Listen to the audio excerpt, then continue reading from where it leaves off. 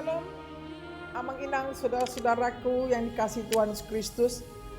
Senang sekali dapat berjumpa kembali dengan saya pada acara renungan dari Gereja KBP Kramat Jati. Saya mau bertanya lebih dahulu buat kita semua dimanapun kita berada, apa kabarnya? Saya berharap kita dalam keadaan sehat, tetap semangat, dan terus kita melakukan kebajikan-kebajikan di tengah-tengah kehidupan kita. Baiklah, untuk menambah gairah bekerja kita, belajar kita, marilah kita bersama-sama disapa oleh firman Tuhan. Dan mari lebih dulu kita berdoa. Mari kita berdoa. Kasih karunia dan damai sejahtera dari Tuhan Allah Bapa kita dan dari anaknya Tuhan Yesus Kristus menyertai saudara semuanya. Amin.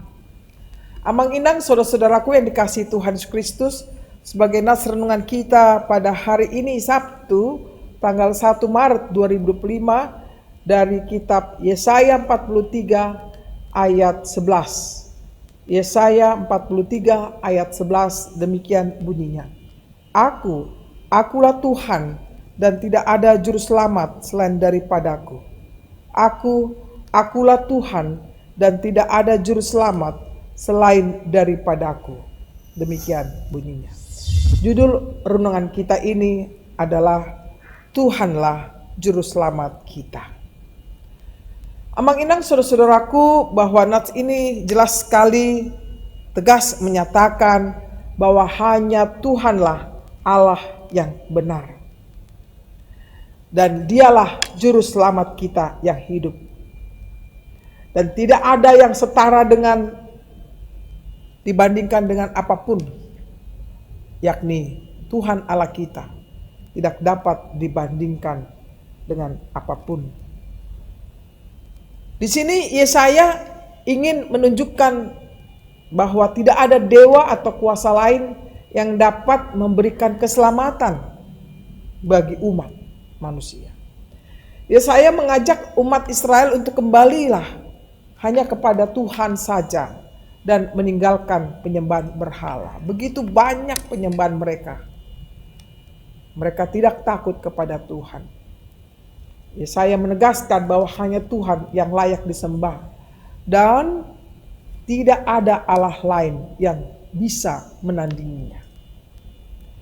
Manusia tidak bisa menemukan keselamatan dalam bentuk apapun. Baik itu yang disebut berhalakah, maupun kekuatan pengetahuan manusia, bahkan harta sekalipun yang berlimpah. Keselamatan adalah itu merupakan anugerah yang terbesar dan yang hanya bersumber dari Tuhan Allah saja. Yesus Kristus adalah perwujudan dari janji Allah atas keselamatan itu. Sebagaimana dinyatakan dalam Injil bahwa keselamatan hanya dapat diperoleh melalui Yesus Kristus saja. Saudaraku, ayat ini juga membawa pesan pengharapan. Orang percaya harus menaruh pengharapan hanya kepada Tuhan saja, karena dialah sumber keselamatan yang sejati.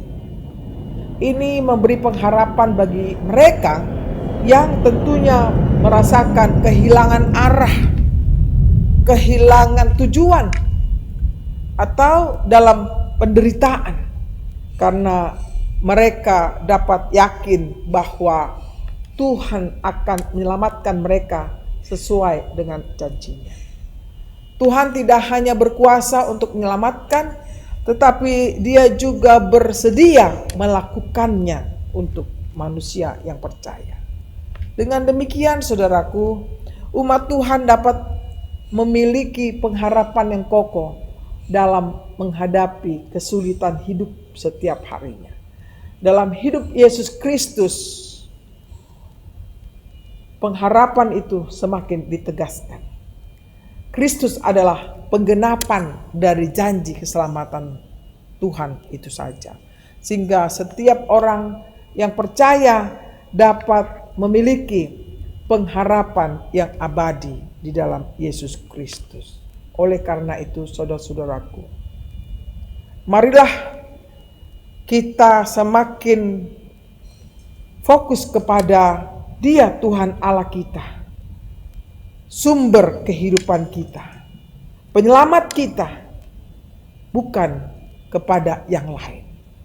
Pilihan kita hanya satu, yakni kepada Yesus Kristus sebagaimana juru selamat kita yang hidup dan penolong kita yang sejati. Amin. Mari kita berdoa. Terima kasih Tuhan, Engkau telah datang ke dunia ini menyelamatkan kehidupan kami dari dosa-dosa kami yang begitu banyak.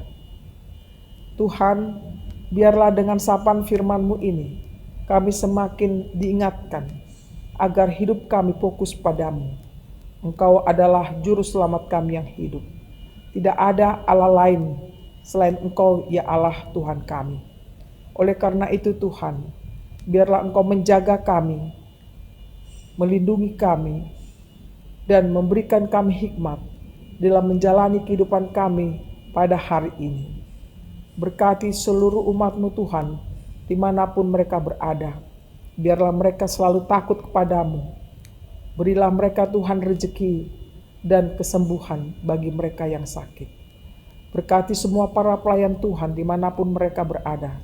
Biarlah mereka bersuka cita menjalankan tugas panggilannya, agar mereka tetap terus berpengharapan hanya padamu. Ya Bapa di surga, segala aktivitas kami sepanjang hari ini, berkenanlah Engkau menyertai hidup kami, agar kami dapat melakukan tugas panggilan itu dengan sebaik-baiknya. Ampunilah dosa kami Tuhan, agar kami layak meminta kepadamu, di dalam Yesus Kristus Tuhan dan Juru Selamat kami yang hidup. Amin. Terimalah berkat Tuhan, kasih karunia dari Tuhan kita Yesus Kristus dan kasih Allah Bapa serta persekutuan Roh Kudus menyertai saudara semuanya. Amin.